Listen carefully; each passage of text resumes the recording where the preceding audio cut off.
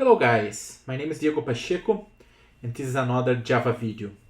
Today we will talk about gRPC and I want to show a very simple POC with gRPC up and running.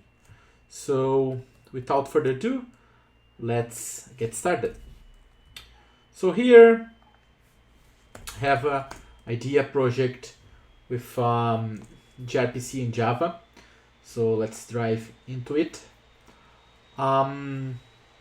There's a couple of important things.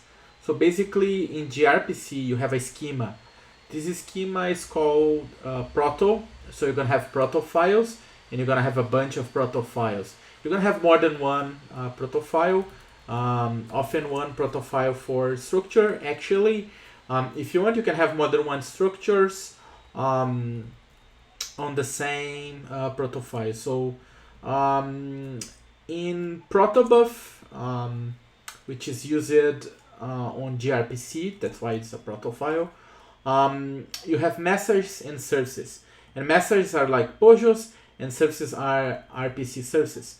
So here I have a request and response. So I have a hello request and a hello response. So a hello request has two strings, first and last name, and a hello response is a greeting. And then you see these numbers like 1, 2, 1.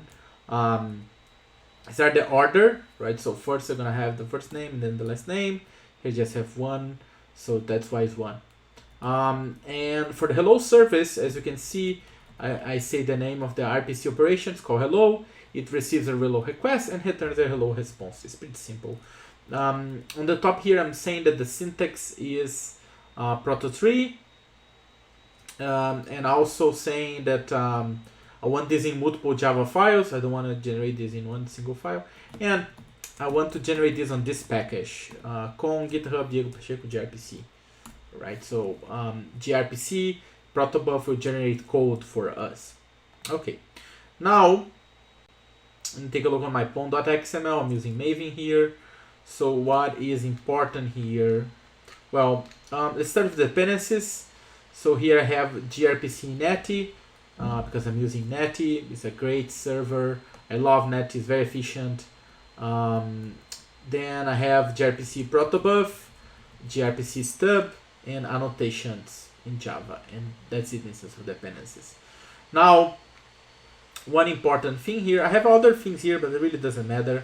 What matters is basically this maybe protobuf plugin, because this will generate code for us. So you need to configure this protobuf maven plugin. And then there is this protoc artifact. You need to pass this. And also there's this plugin artifact. You also need to pass this. And then for the executions, we need to compile and compile custom. Right? So when we compile this project, when you do a maven install, for instance, right? So let's do it here. You're gonna see that this will generate code for us. So if you look on the target folder, there's this generated sources, and then protobuf, and then in Java you can see exactly the package that we provide on our proto file, and you can see the hello request object. You can see there's a hello request object builder, there's the hello response, there's a builder as well, and there's an outer hello service here. Now let's look at the implementation, and we're gonna have the server and the client. So for the server, it's pretty straightforward. We're gonna use a server builder, then we say which port do we want the server running. Then we add services, and I'm gonna add a service which is relo impel. So I just instantiate this class. This class was generated, right? And then I build it, and then I have the service running. I just call start, and I wait for termination.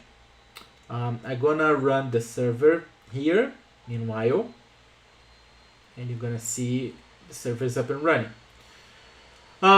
You see this relo impel here. This one class that uses the generated class I was talking about, right? So this one extended hello service gRPC, which was the generated one. with the hello service impel base.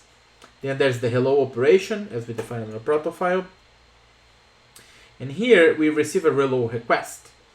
And we have a response observer, right, that we're going to use to send the result back to the client. So here what we're doing is just a simple string appending, right? So there is a string builder. I'm appending the word hello, comma, and then whatever first name you have on the request, space, whatever last name, and building one single string. Once I build that string, I'm going to build a hello response object. I'm going to set that as a greeting string. Then I'm going to call onX and completed. So onX in case I want to return multiple things. And completed, say, okay, I'm done. Now we can take a look on the client. I also run the client. So the client, as you can see here, is pretty simple as well. I create a channel builder for address, and then I say, okay, this is server running localhost and 880. Then I want to use plain text. I want to build it. And then I need to have some stub. Then I'm going to use hello service GRPC, hello service GRPC blocking stub. And then I have a stub.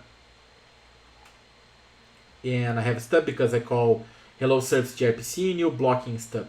With that stub, I pass my channel in it, right? And then I can call the object, right? So I'm gonna build, I'm gonna call the stub, meaning I'm calling the service route. So a stub is like a proxy, right? So I'm calling the relo there. I'm passing a relo request. I'm passing the name as Diego Pacheco and last name I'm saying as GRPC. Then build it. It's gonna give me a hello response. I'm gonna print the hello response here and I'm gonna shoot down the client. So let's run it. And then as you can see, the service receive it from the client. First name Diego Pacheco and last name GRPC. And the client receive it from the service. Hello, Diego Pacheco GRPC. So that's it. As you guys can see, gRPC is not that complicated and it's a very awesome technology. It's very fast. It scales very well, and it's binary because of protobuf, and it's growing a lot nowadays. So that's what I have for today. I hope you guys like it. See you next time. Cheers.